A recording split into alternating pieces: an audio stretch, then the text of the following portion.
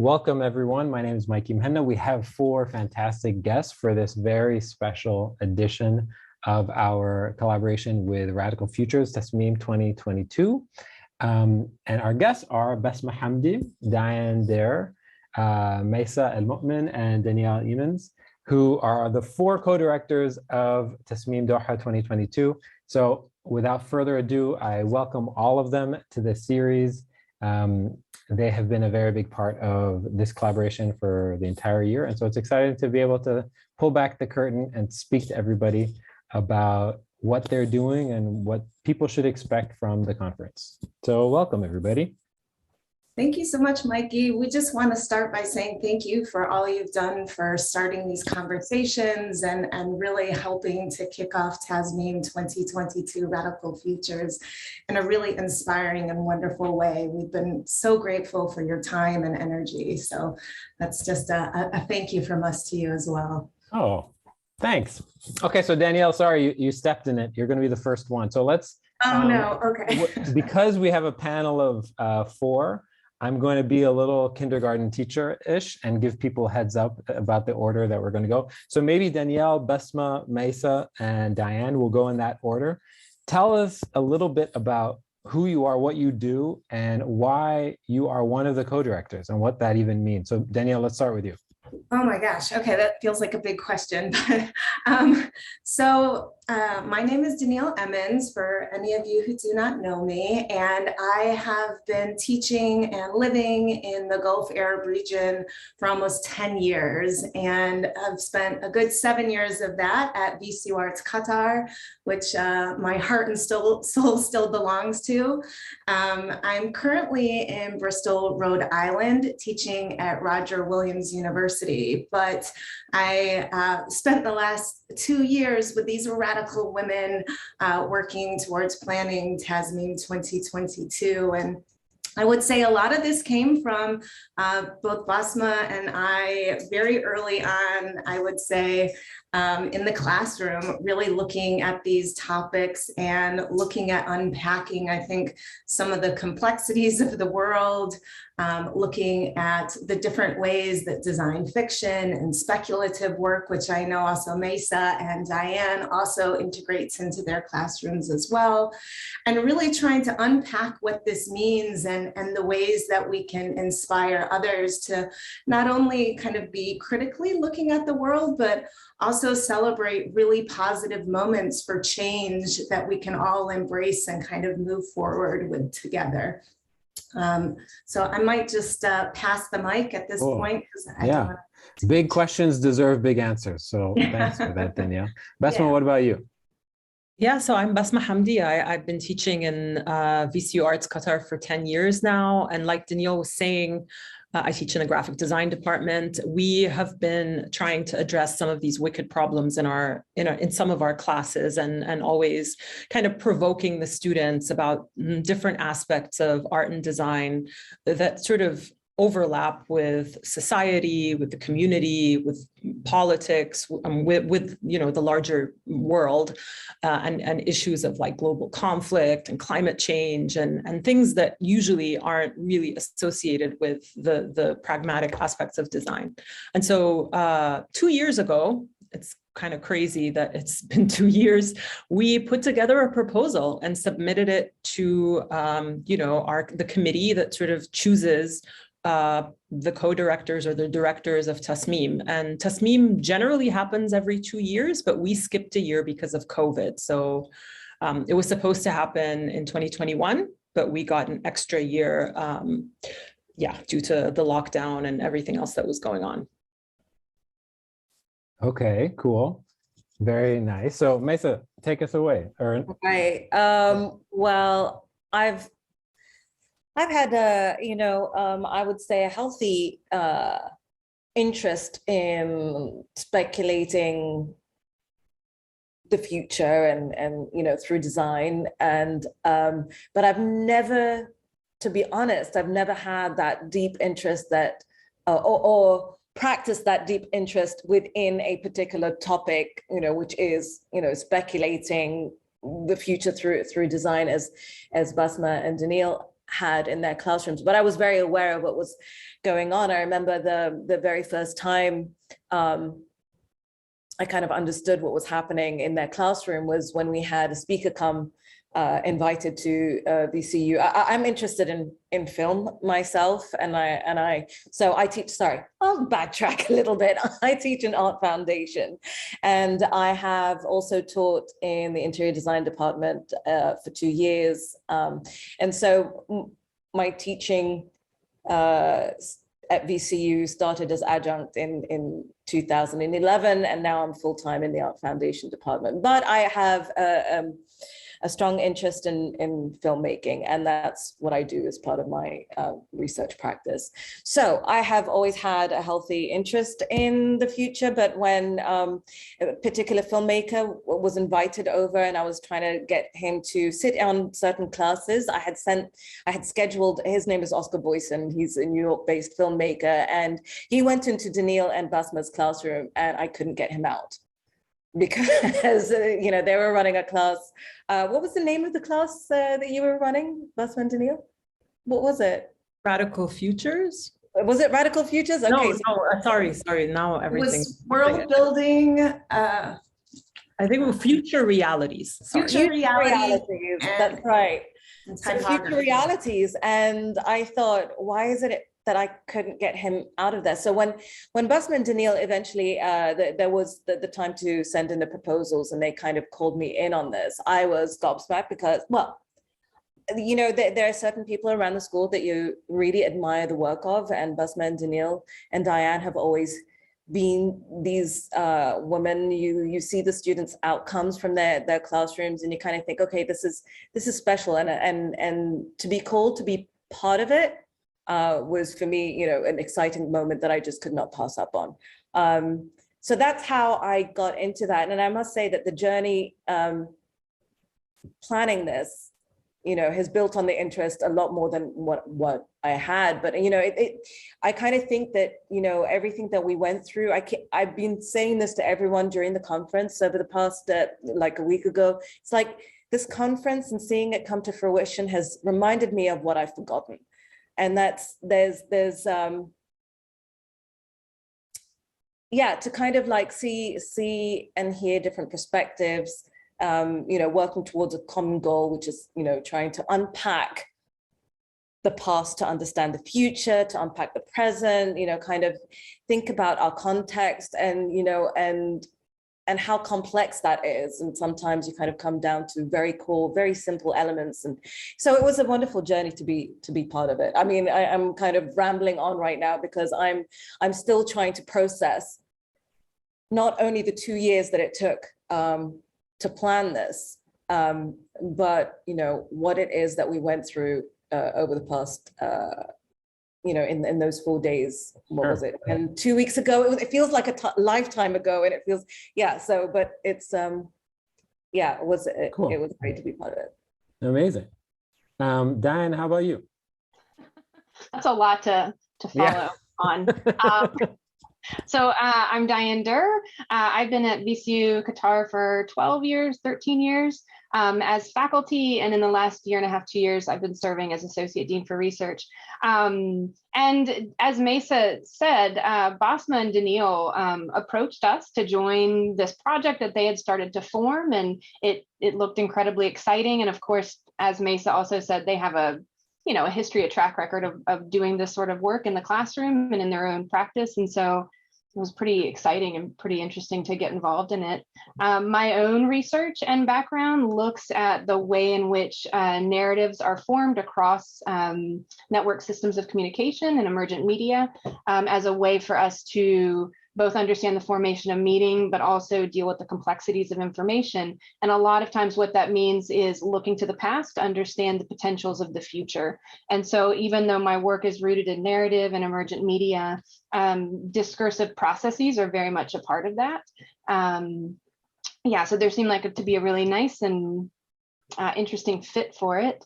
And I think in terms of, just a little more on the conference itself, I mean, Maysaa just said this, but I think being able to bring together a really diverse cohort of voices to understand the variety of ways in which that the creative fields can really be a vehicle to, again, address present or past challenges as a means to unpack potential futures was pretty exciting. And I think that's what we saw. We saw a very diverse group of voices in our building, which, it had been years since we've had this type of activity and the diversity of perspectives. So it was pretty rewarding. I think it was, yeah. Yeah. Let me ask you a question, Diane. Maybe I'm going to stay with you, and then we'll go backwards. Just really, really simply, like, let's say you're sitting in an airport lounge and somebody is like, hey, I see that this thing you have on your screen, Radical Futures, Tasmeem Design Conference, as simply as possible to somebody who does not live in this world. What is the conference? Like, what is it about? Yeah, I think in the most sort of simple terms, without going back to our, I think, oversimplistic description, it is about understanding the way in which the creative fields can enable us to understand potential futures. And I think that looks very different across the different creative fields, but that's what this conference was doing. Cool. Yeah, I'll stop with that. Yeah, that's awesome. Basma, I'm going to ask you, when a conference like this is designed, who is the ideal sort of user? Who are you expecting to engage with? Sort of demographically, professionally, geographically, who are you hoping engages with the content and actually like produces something? What are the outputs? I want to say everyone, but I also feel that we created this conference primarily for the Doha community and for our students and for the younger generations who are, maybe are looking at design from a very Western-centric perspective, and they're being offered a very particular model of design education.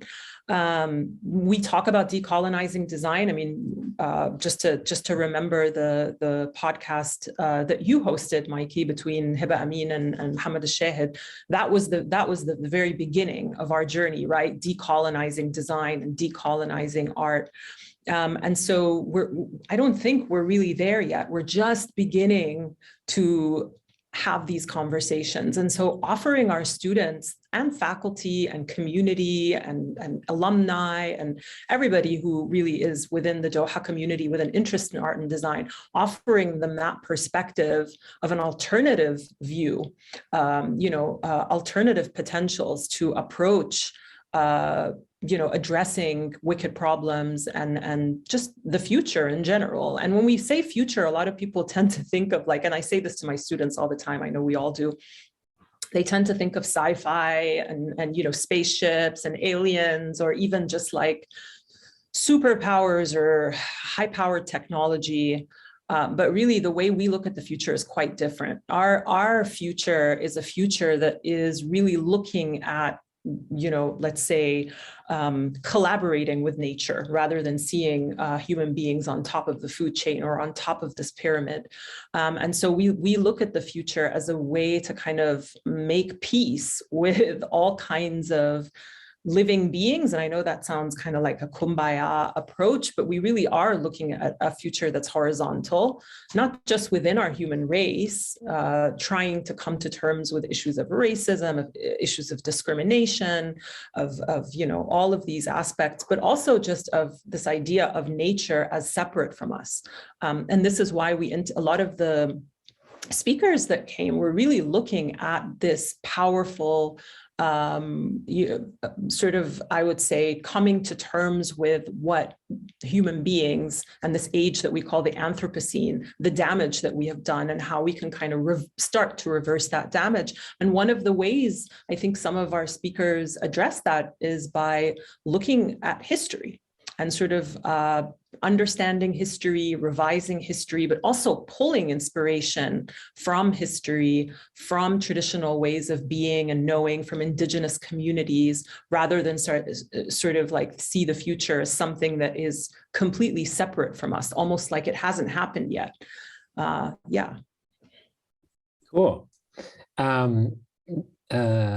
So Maysaa, I want to ask you a question a little bit about if there are any sort of memorable moments or engagements or programming that you thought sort of exemplified what you were hoping would come out of the conference.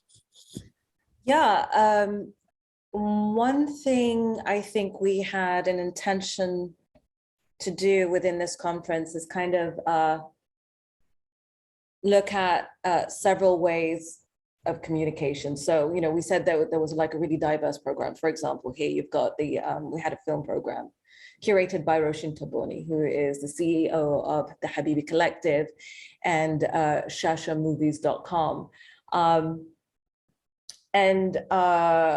But then we also have performances and the workshops, and then there's podcast as well, which, you know, with this particular Tasmeem, something that hadn't happened in the past, and I think it kind of follows what our intention is that we wanted this discourse to live beyond, before, during, and then after this particular event. We really wanted this, what happens in this particular, you know, every Tasmeem is very memorable for, you know, their workshops and their speakers, but we wanted to kind of let the discourse kind of continue. I mean, like for me, I'm very proud of the film program, being, you know, interested in filmmaking myself. This film program was curated with films from the region. It was called the Gulf Metaverse 2.0. And it was really interesting to see the stories that come out, not just specifically from the Arab region, but from the Gulf itself. And they were speaking to so many issues, whether geopolitical, social, gender issues, future, environmental issues, slice of life. You know, there was like a variety of films, and they were a really interesting way. And I must say that I was slightly surprised that, you know, it was actually really nice to see the filmmakers speak to such specific issues that, you know, like if you're Khaliji yourself, you kind of start to understand them and they haven't even seen it represented, even from within us to us. And then sharing that with a larger, you know, a larger community, and, you know, letting it be the point of discussions for. I mean, I have had many people kind of come up to me, speak to me about these films, whether it was, yeah, I mean, the thing is, it's like, it reminds you that we kind of stereotype ourselves, we self-orientalize ourselves, and here's a moment where that doesn't happen. And that was really refreshing. So, yeah, I think it's like I said before, it's like speaking to the bigger issues through very small moments. And I think, you know, and I'm going to segue into the recipe book and leave that with Denielle to speak of. But like, for example, we had Salma Sirri come in and talk to us about recipes in books, in you know, cookbooks from the 40s, and how those 40s and 20s, you know, and the contemporary ones, like, you know, what in the region we considered, or how we kind of started to communicate. We try to, let me see if I can articulate this. We kind of try to redefine ourselves on in terms that we hope the West would understand us. So we kind of try to understand ourselves in a different way. We try to place ourselves in different, you know, we kind of position ourselves within references to the West. And this is something that has come up with internal conversations. It's like, even now, it's a struggle to kind of unpack that and say, how do we even start to define the grievances, you know, without using the Western-centric terms of categorization, of definitions, and things like that. And it's a very, yeah, it's a very interesting way to reflect on those moments. So I love that, Maysaa. I Wait, think can we just say, before we move to Denielle, that the film program is still up Can you tell us, Maysaa, isn't it still up on Shasha? Oh no, it was on for a week and it just stopped yesterday. So that's unfortunate. But, I wish we had a moment, but I mean, the film program was really wonderful. It had, spoke to issues of migration, like for example, Taysir, about the expat within the Arab region. We always talk ourselves like, how we are displaced, but we think of ourselves as displaced in the West or displaced when, like further from our region. But what happens when, there's displacement within the Arab region? And I think Taysir really spoke to that. So did a DIY Dream, just wonderful moments of, a parody and an irony, and a very ironic film about passports and borders and migration and power imbalances, so on. Yes. Denielle, jump in. Yeah, well, I'm also loving just the connection to food that we see here, both in the film program as well, which really looked at, I think, some of the complexities behind food production and the people behind the scenes that really are so critical to the things that I think we often take for granted. And just coming back a little bit to Salma Suri, who is a food researcher, she's a filmmaker herself, she's a writer, and founder of Sofar Kitchen. And I love, Maysaa, that you brought her up because to me, she was one of these outstanding kind of moments at the conference that not only kind of helped us as the audience unpack and contextualize and analyze recipes from the region and sort of the history and archiving of not only what is found in books, but what is missing in them as well, what stories are not told. And I think this is a theme that came up in quite a few of our speakers as well, as sort of looking back at and sort of making sure to recognize those untold stories and highlight the forgotten in a lot of ways. And this being sort of radical in and of itself, this being a way to kind of unpack sort of the colonial perspective too of what is seen and what is not seen. Yeah. And so I think her talk was so engaging, but also so beautiful and matriarchal in a lot of ways. It was slow, and she cooked in front of us as well while she spoke through this in a very poetic way.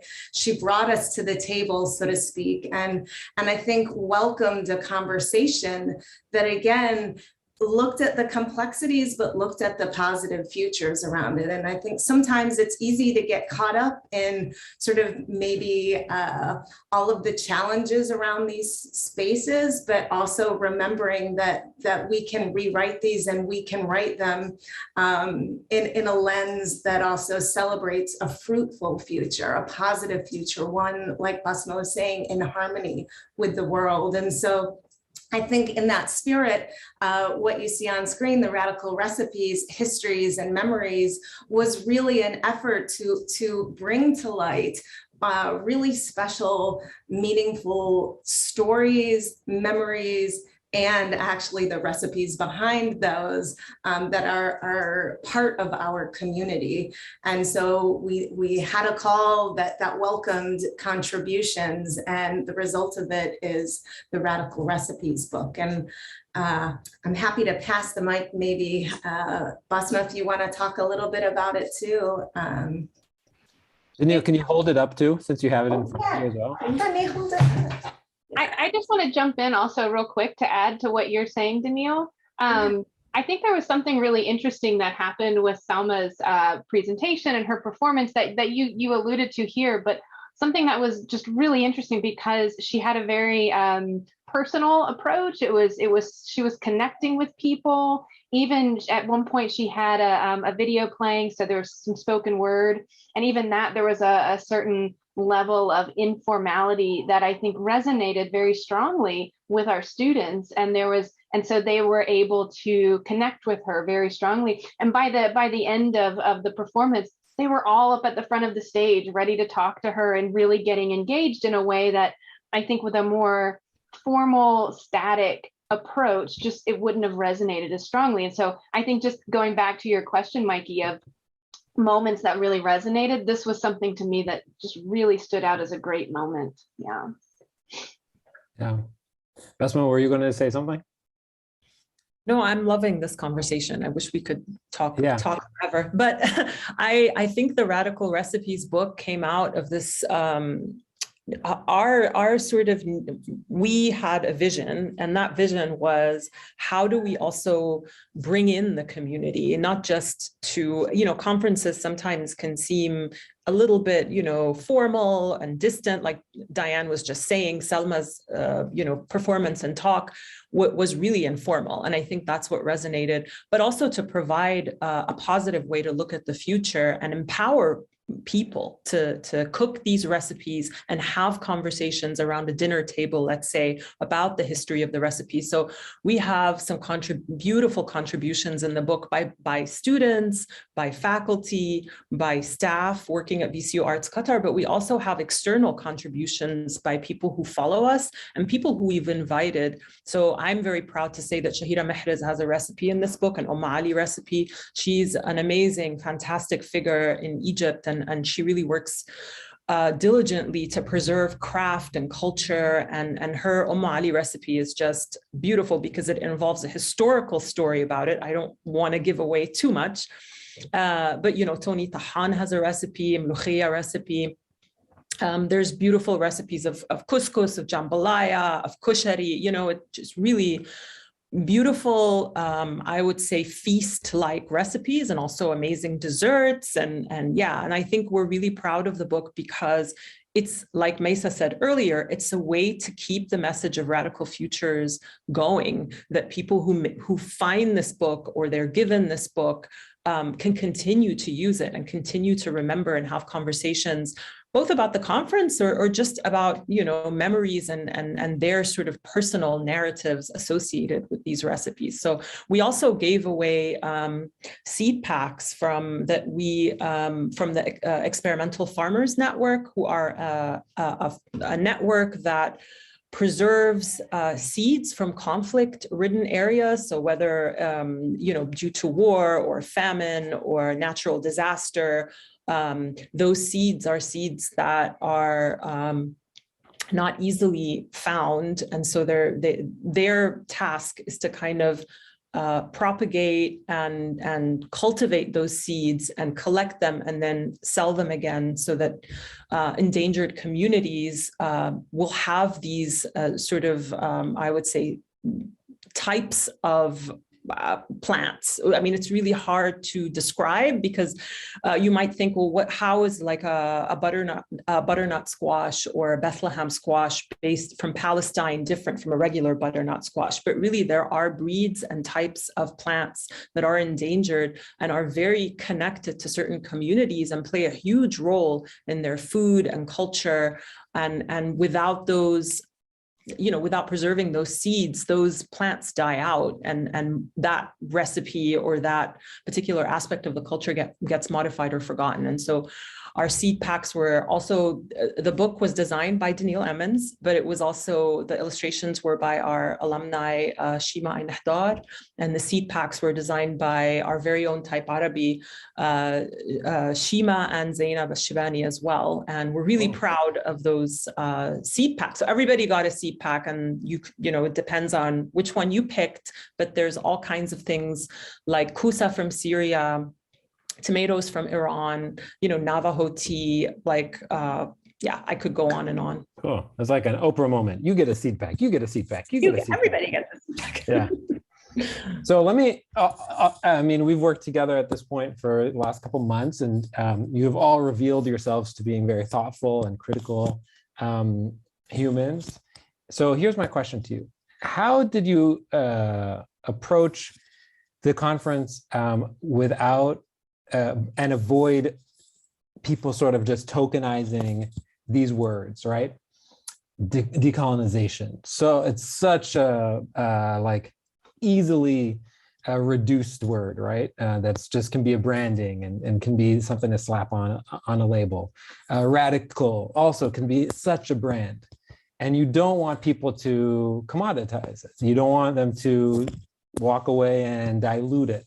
And I'm sure all of you have thought through this. How can we make sure that the radical isn't just watered down, right? That it's not diet radical futures. No sugar, no carbs. How do you walk away from that? So Diane, go for it. I see you have something to say.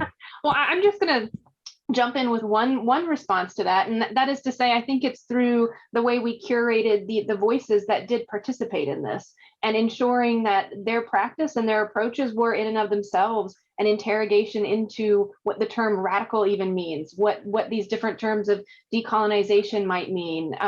So in and of themselves, they are seeking to challenge those terms and what they mean, what they can mean, what they have meant.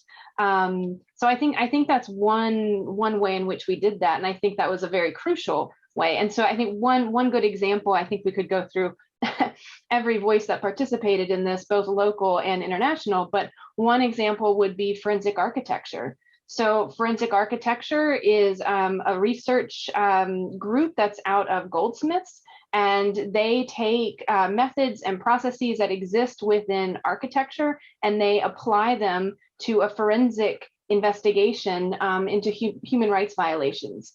So that process, that act, that construction in and of itself, I think challenges our notions of what the potential for the creative fields looks like in really crafting our future. Yeah. Who wants to follow that? Yeah, somebody else jump in, because I think this is a crucial thing. I think it's easy for somebody to be cynical about these types of words. And I think each of you approached programming with your own internal self-critique and your internal cynicism. And I think that's displayed in the results, but I'm curious, maybe I'm wrong. I mean, I do think, just as you mentioned, Mikey, there's this idea of looking critically at self through this and looking at sort of where we come from, our stance. I'm a white woman, kind of part of this space. What does it mean to be an educator in this space? What does it mean to decolonize? The terms like decolonization, DEI, diversity, equity, inclusion, you're right. These words are getting thrown around a lot right now. And in some ways are about ticking boxes and about sort of just trying to kind of meet that in a very superficial way.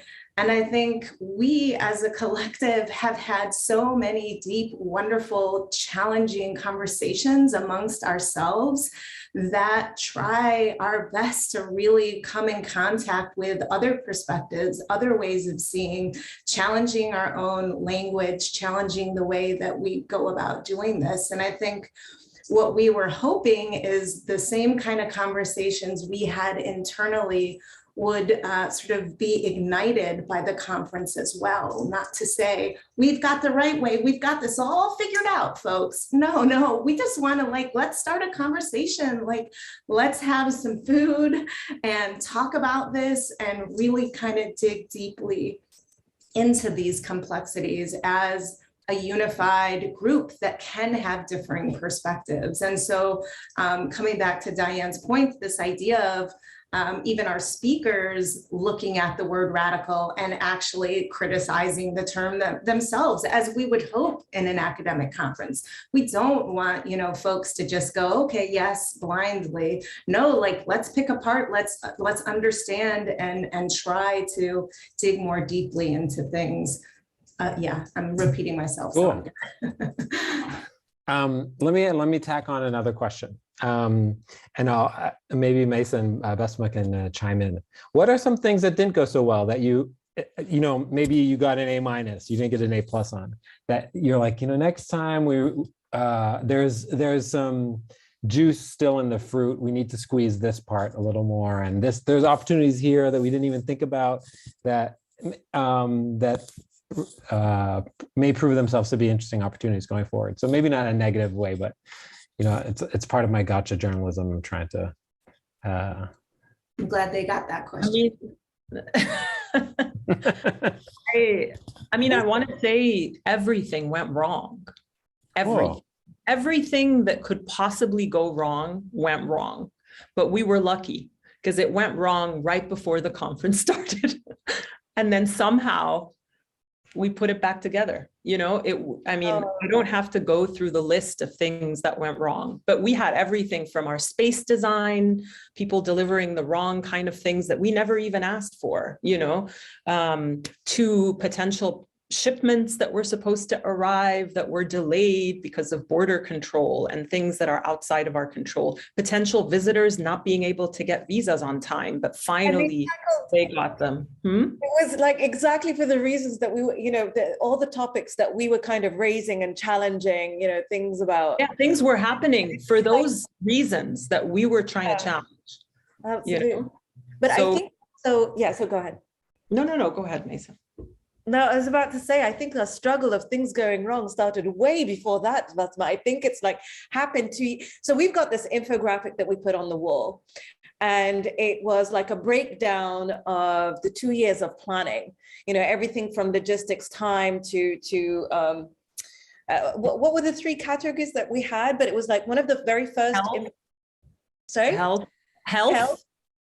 And then the other one was there was health, communication, and was it logistics or something like this? Yeah. So one of the very first things that happened, Mikey, is that we were awarded. So you put in a proposal for what you want Tasmeem to be, and then it's awarded to that proposal. We got the award, and the very next day we went into lockdown. So right from the very beginning, things were going wrong. And one of the things we keep talking about is like we just. We speak about the different iterations of our plannings. It's like, we plan the online version, we plan, the physical version, the hybrid version. And so we had learned to be nimble, learn to be resourceful, learn to, I think we learned from each other. One of the things that we reflected on afterwards was like, Diane, I think you said it best when you said more than the process of this planning is like how much we learned about each other, which was one thing that was a huge takeaway. And I've been reflecting on what you said, Diane. And it was like, wow. And every day when I think back to right at the very beginning to now, it's like we feel like we've come out of battle, So. Yeah, interesting. Basma, go for it. I was just going to say, so despite all of the things that went wrong, I'm not just being biased. I really think this Tasmeem that we put together is outstanding, because I think we had enough time to plan for so many components. So we had an entire, film event that was, film festival that was part of it, Gulf Metaverse 2.0. But we also had not only the Radical Recipes call, we also had a workshops call where people from the community could be part of it. So we had like Khaled Sultan teaching how to start a podcast, who was a local, radio star, I would say. We had someone like Sara Shibl, who I can see in the audience right now, and she came all the way from Cairo to teach new potentials in Arabic typography. We also had people from our community like Charlotte, or like a number of people teaching workshops. And we have people coming all the way from Canada, all the way, all over the world to be teaching different things. We also had the Radical Projects call, which traditionally for Tasmeem, it's usually an exhibition of student work. But for this particular Tasmeem, we decided to create a call for work that fit the Radical Futures theme. And it was curated by 4 of our amazing faculty, 3 faculty and 1 alumni. Shout out to the Radical Project Subcommittee. But they did a great job of curating the program. We had 50 entries in that Radical Projects call, and you can still see them online on our website. So if you're interested, and the exhibition is up until April 9th. And that was really interesting because it was the first time during a Tasmeem conference that we had an exhibition that was a call that people contributed to rather than a curated exhibition. And I think it was pretty successful. And so it was a lot to manage. And I think that's why there were a lot of balls in the air. But I think we're all really proud of the Tasmeem that we put together, and we're really looking forward to keep working within this domain. What that looks like, we're not really sure. It could be, just a publication and we put a nice bow on it and that's it. But it could be, we've been talking about potentials of continuing working together, because first of all, like Maysaa said, we have a lot of respect for one another as human beings, but also as professionals. And we think we still have a lot to say about this. Yeah. And the WhatsApp group is already established. So that's yeah. So why not? So why not? You kind of are leading me to my next question, which is how do you, each of you sort of gauge or measure how successful the conference was and how you internally feel about it, right? Kids come and go, attendees engage, they leave, workshop participants and workshop designers are part of it, cookbooks get made, all these different things happen. But then how do you internally set your own metrics, objective or subjective feelings? Denielle, go for it. I see you nodding along. I'm going to give you a tough one. Yeah, I mean, I think in some ways, the conversations that have come out of it, the relationships that have come out of it are, to me, a measure of success. Just to kind of follow up on what Maysaa and Basma and Diane have all been sort of talking about, is that idea of seeing each other's superpowers, understanding the kind of balance between those things. And I think balance is something, that we've all struggled with in a lot of different ways throughout this time. But I think really relationship building, connecting with others, having deep, meaningful conversations, to me, that's a sign of creating a space that welcomes other people into it and asks them to kind of participate fully as themselves as well. I think what I hope the impact, how the impact of this conference plays out. I mean, if I was to think back to myself as a student, and like Basma said, like primarily, our initial, our immediate participant is a student and the faculty. And I'm really interested in the impact it has on our students, because I think to myself at that time, and maybe it may take years to percolate everything, that everything that's happened and everything that's been heard and everything that's been participated in. I know that I start to understand, my experiences as a student a lot more the older I get. It's just like, for example, so I was taught by David Green. He was part of Archigram, and I thought that's really cool as a student. But then, when Liam Young stands on the stage and he shows us this amazing work, and he references Archigram, I'm like, I lived that, and I did not know how great that was. And I'm hoping that our students kind of think back to these moments, and then in years to come, and how that starts to trickle down into their practice or to their thought, or or their conversations. I think the impact of what happens now, there's the immediate impact, but I think there's a longer term impact that I'm more interested in. So what you're saying is you're offering more than just seeds to butternut squash from Syria. There are seeds to future ideas that will grow. Right. Plants. That's right. That was a great segue. That was really good. Oh my gosh. That's what 4 times a week does to you. Very good. Okay, we got a couple questions from the audience. Noor, if you want to unmute yourself. Thank you, Mikey. Hi.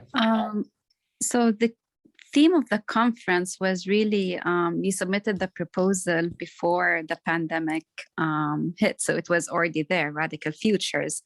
So my question is, how different was Radical Futures pre-pandemic versus post-pandemic? Like, did it affect the way you're approaching the conference with, imagining radical futures in a different way than, when COVID hit? How did that influence your approach?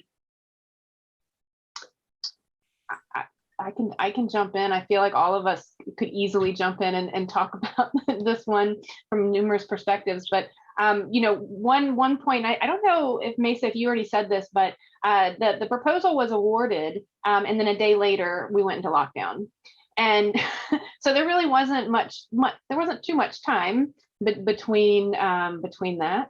I think it impacted everything. It wasn't just an immediate understanding that logistics had to change, and we shifted gears. And I remember Maysaa was doing an incredible amount of research into what do online exhibitions look like, and how do we understand that, and what's the opportunity, the potential, how does this change things? So immediately it impacted the logistics for sure. And this was long before we had even considered the idea of skipping a year, because at that time we didn't yet understand how long this was going to be happening. And so from the beginning, logistically, we were looking at contingencies upon contingencies. But then I think, theoretically, philosophically, this started to really change some of our thinking around that as well, in that we were living in a potentially unexpected radical future. And the disparities and the inequities and the disenfranchised populations of people that we were already whose voices we already wanted to incorporate into this and recognize and give a vehicle to, started to shift and amplify in some started to amplify and shift a bit. And so we wanted to make sure that we were addressing that accordingly. Yeah. Amazing. Maysaa, go for it. No, please. All right. I was just about to say that, when you think about what that really means, right? Day one, we were learning how to use Zoom. And then when we actually 2 years later, we're having the conference, it's just like, in terms of that format, you kind of try to wrap your head around like what the Tasmeem we'd expected and the Tasmeem that kind of came out. It was, it's like Tasmeem has been a product of modes of communication through the pandemic. I think also another, what the event itself punctuated for us was, it kind of almost made us feel like this was truly the first return to school, even though, or like to in-person engagement, because even though we had been in person back at school, it was very temperamental. It's like a new wave of this, a new wave of that, and it kind of, the event itself became like a punctuation for myself. It felt like a punctuation to, I don't want to say the end of a pandemic, like the beginning and the end of the pandemic, because we know that it's not the end, it's just the beginning of, but yeah, new modes of operation, new modes of communication, new modes of understanding, new modes of, yeah, I mean, I know that for myself on the very first day of Tasmeem, I felt extremely overwhelmed, and it was a very strange feeling. So yeah, that attachment to the planning and the pandemic is very closely related. It's not the Tasmeem we deserve, it's the Tasmeem we needed. Denielle, go for it. I was just going to add one quick little thing, which is also, I think the audience buy-in shifted in some ways to the concepts that maybe felt very far away. When you think about what does a radical future mean, and all the kind of different spaces and possibilities that is. But I think when all of us are experiencing something globally and at such a scale and with such large ramifications, the buy-in to what this actually means and our participation in it, I feel like that conversation was perhaps just, people were maybe more open to it, more welcoming of a conversation that said, yeah, what is going on in the world right now? Yeah. Okay, let's go with the last question. I think, Sindhu, if you'd like to unmute. Hi. Hi. Yeah. Hi. I wanted to know how the directors of Tasmeem got put together the names of the names of the various participants who brought in so much of diversity, and also thankful to them that we could see an exhibition like Futurism that completely, took us by surprise. It was it was something that I've never ever thought about, and really happy that we could watch it. So how did you arrive at the names of the various participants, and how did you bring that together? Thanks for that question, Sindhu. I mean, and also thank you for mentioning Futurism. Shout out to Ingrid Lafleur and Isabel St. Louis, our gallery curator, who put together an amazing Afrofuturist show, which is also still up and running. If you're in Doha, you can still see the show until I think the beginning of April. I think the way we put those names together was an incredible amount of research, and also our familiarity with that domain, with that space. We each have I would say Maysaa is very specialized in film. She's a filmmaker. She doesn't say she's a filmmaker, but she is a filmmaker. Own it, Maysaa. So she has a lot of expertise with film, and she, knows Roisin Taponi, and she, I think had this vision of having Roisin curate this amazing, mini film festival. And it turned out to be exactly what we were looking for, and Diane and her, background in emergent media and all of that. Also, she brought a lot of understanding and expertise in terms of who to invite for what. And again, Denielle and I also have a background since we've been teaching, future realities, and we also, taught another course called Global Studio, which brings together students from different parts of the world, and they create a future project together. So we had people that we knew we wanted to invite from the very beginning. There are even people who were in our proposal, and somehow they made it in, to the point where, even though the Futurisms, we had this vision to invite Hyphen Media, who are in the Afrofuturism exhibition right now, but Ingrid is the one who actually curated that show and brought them in, even though we had it in our proposal. So this is how much sort of in sync our thinking was from the very beginning. Yeah, even though COVID happened, I think we still had this very strong vision of what a radical future should be. And so we would create lists of suggestions and people, and we would go through them, and we would, it was a rigorous process of having so many meetings and so many discussions on each individual speaker, each individual masterclass leader. And we would come to a consensus. And then once we came to a consensus, we would begin the process of contacting them and inviting them. Some of the people that we initially had on our lists could not make it or decline the invitation. A lot of people did accept, and it was absolutely thrilling for us to see our vision come to light. Amazing. Well, this is the penultimate edition of this podcast series. I hope the first of a long, I hope the first penultimate edition of season 1, I should say. So thank you, all of you, for being a part of this and for allowing me to join for the ride. We still have one more episode, but for those of you who are interested in catching up, please go to your favorite podcasting platform and typing in Tasmeem, and you'll find a bunch of the past episodes. And thank you to all of you guys for joining. Thank you, Mikey. Thank you so much, Mikey.